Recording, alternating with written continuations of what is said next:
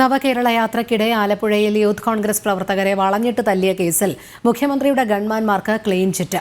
ഗൺമാന്മാർ youth Congress പ്രവർത്തകരെ മർദ്ദിക്കുന്ന ദൃശ്യങ്ങൾ ലഭിച്ചില്ലെന്നാണ് ക്രൈംബ്രാഞ്ചിന്റെ വിചിത്രവാദം. Case അവസാനിപ്പിക്കാൻ ജില്ലാ ക്രൈംബ്രാഞ്ച് ആലപ്പുഴ ജുഡീഷ്യൽ മജിസ്ട്രേറ്റ് കോടതിയിൽ റഫറൻസ് റിപ്പോർട്ട് നൽകി. 2023 ഡിസംബർ 15-ന് നവകേരള യാത്ര ആലപ്പുഴ വഴി കടന്നുപോയപ്പോഴാണ് ജനറൽ ആശുപത്രി ജംഗ്ഷനിൽ വെച്ച് മുഖ്യമന്ത്രിയുടെ ഗൺമാൻ അനിൽകുമാറും സുരക്ഷാ ഉദ്യോഗസ്ഥൻ സന്ദീപും ചേർന്ന് യൂത്ത് കോൺഗ്രസ് പ്രവർത്തകരെ വളഞ്ഞിട്ട് തല്ലിയത്. നവകേരള ബസ് കടന്നുപോയപ്പോൾ മുഖ്യമന്ത്രിക്കെതിരെ മുദ്രാവാക്യം വിളിച്ച് പ്രതിഷേധിച്ച KSU ആലപ്പുഴ ജില്ലാ president AD Thomas, youth Congress സംസ്ഥാന സെക്രട്ടറി അജയ് ജുവൽ കുര്യാക്കോസ് എന്നിവർക്കായിരുന്നു ക്രൂരമർദ്ദനമേറ്റത്.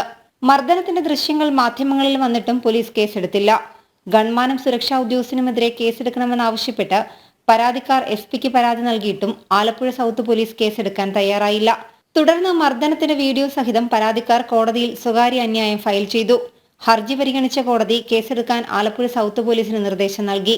കോടതിയുടെ ഉത്തരവിനെ തുടർന്ന് IPC 294B, 324, 325 വകുപ്പുകൾ ചുമത്തി ഗൺമാനും സുരക്ഷാ ഉദ്യോഗസ്ഥനുമെതിരെ സൗത്ത് പോലീസ് കേസെടുത്തു. കോടതി ഇടപെട്ടതോടെയാണ് കേസെടുക്കാൻ തയ്യാറായത്.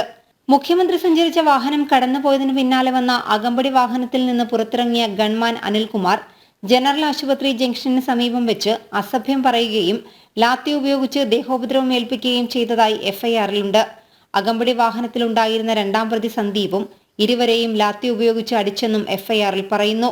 അജയ്ക്കും തോമസിനും തലയ്ക്കും കൈകാലുകൾക്കും ഗുരുതര പരിക്കുകളുണ്ടായെന്നും FIR-ലുണ്ട്. എന്നാൽ ഉദ്യോഗസ്ഥർ തനിക്ക് സുരക്ഷ ഒരുക്കുക മാത്രമാണ് ചെയ്തതെന്നായിരുന്നു മുഖ്യമന്ത്രിയുടെ പ്രതികരണം. ക്രൈംബ്രാഞ്ച് ഏറ്റെടുത്ത് പ്രതിസ്ഥാനത്തുള്ളവർക്ക് ക്ലീൻ ചിറ്റ് നൽകി കേസ് അവസാനിപ്പിക്കുമ്പോൾ മുഖ്യമന്ത്രിയുടെ ഭാഷയിൽ പറഞ്ഞാൽ വെറുമൊരു രക്ഷാപ്രവർത്തനം മാത്രമായി ഈ സംഭവം മാറുകയാണ്. ജനം, ആലപ്പുഴ.